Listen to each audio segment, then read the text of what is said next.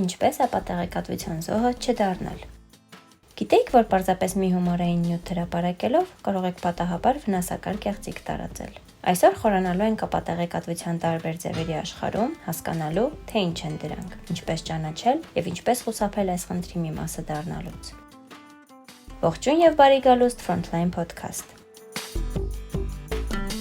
Ես ձեր հաղորդավար Փիսոն եմ։ Այսօր մենք խոսելու ենք կեղծ նորությունները տարբերակելու մասին։ Ժամանակակից աշխարհում մենք անընդհատ հեղեղվում ենք տեղեկատվությամբ։ Դա նման է հրդեհաշիջման խողովակից ջուր խմելուն։ Բայց ինչպես կարող ենք հասկանալ որն է ճշմարիտ, իսկ որը ոչ։ Ինչպես կարող ենք պաշտպանել ինքներս մեզ եւ շրջապատին վնասակար կեղծիքներից։ Սկսենք ամենակարևորից՝ ապատեղեկատվությունից կամ դեզինֆորմացիա։ Սա այն տեղեկությունն է, որը միտումնավոր կեղծ է եւ նախատեսված է վնաս հասցնելու համար։ Պատկերացրեք այն որպես ճշմարտության դեմ ծրագրված հարձակում։ Դրա դասական օրինակներից է այն դավադրության տեսությունը, թե 1988 թվականի Սպիտակի երկրաշարժը ոչ այլ ինչ էր, քան գաղտնի ռազմաբազայի պայթյուն։ Այն մարդով սկզբում տարածել էր այս տեղեկատվությունը, գիտեր, որ դա կեղծ է, բայց միտումնավոր տարածեց այն։ Սա ոչ միայն սխալ է, այլև դիտավորյալ մոլորեցնող։ Հաջորդը հապակողմնորոշող եւ մոլորեցնող ապատեղեկատվությունն է՝ միսինֆորմացիան։ Այստեղ իրավիճակը մի փոքր ավելի բարդ է։ Ապակողմնորոշումը նույնպես կեղծ է, բայց այն չի ստեղծվում չար դիտավորությամբ։ Դա ավելի շատ անկեղծ սուտ է։ Օրինակ հիշում եք, երբ որոշ հայտնիներ տարածում էին լուրեր, թե 5G տեխնոլոգիան կապված է COVID-19-ի տարածման հետ։ Նրանք հավանաբար կարծում էին, որ օգնում են, բայց իրականում պարզապես կեղծ տեղեկատվություն էին տարածում։ Վստահելի գիտնականները հերքել են այս պնդումները, նշելով, որ 5G-ն որևէ վնաս չի հասցնում մարդկանց։ Եվ վերջապես վնասակար տեղեկատվությունը՝ մալինֆորմացիան։ Սա այն դեպքն է, երբ ճիշտ տեղեկատվությունը տարածվում է վնասելու մտադրությամբ։ Դա նման է այն բանին, երբ ինչ-որ մեկը հրապարակայնորեն տարածում է մեկի անձնական լուսանկարները կամ գաղտնիքները, նրա հեղինակությունը վարկաբեկելու կամ հոգեբանական ցավ պատճառելու համար։ Տեղեկատվությունը կարող է ճիշտ լինել, բայց նպատակը վնաս հասցնել։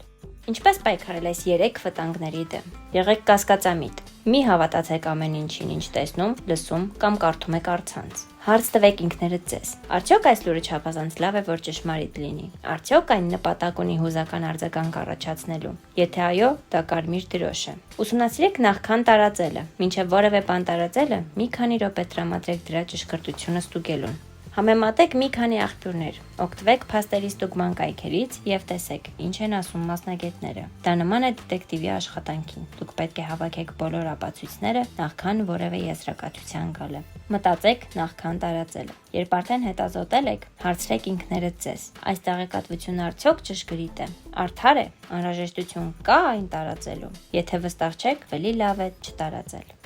Մի անգամ ես նույնպես սոցիալական մեդիայում կիսվել էի առողջապահական նոր հետազոտության մասին հոդվածով։ Այն հետաքրքիր էր թվում, բայց հետո ընկերս նկատեց, որ աղբյուրը հայտնի դավադրության տեսությունների կայք էր։ Ես անմիջապես ջնջեցի այն։ Դա հիանալի հիշեցում էր, որ նույնիսկ բարի նպատակ ունեցող մարդիկ կարող են մոլորության մեջ ընկնել։ Եկեք ամփոփենք։ Դեզինֆորմացիան միտումնավոր կեղծ եւ վնասակար է։ Միսինֆորմացիան սխալ է, բայց տարածվում է առանց չար դիտավորության։ Մալինֆորմացիան ճշգրիտ է, բայց տարածվում է վնաս հասցնելու նպատակով։ Եթե մենք սովորենք տարբերակել այս երևույթները եւ ստուգել մեր աղբյուրները, ապա կարող ենք դառնալ ավելի գիտակից եւ պատասխանատու տեղեկատվության սպառողներ ու տարածողներ։ Լրացուցիչ տեղեկությունների համար այցելեք Frontline, որտեղ կարող եք կարդալ ամբողջական ամփոփագիրը կամ գտնել ավելին Փիսոն podcast-ի թողարկումներից։ Հիշեք, ինչ որ նոր բան սովորելով դուք բացահայտում եք նոր հորիզոններ։ Ես ձեր հաղորդավար Փիսոն եմ։ Կհանդիպենք հաջորդ անգամ։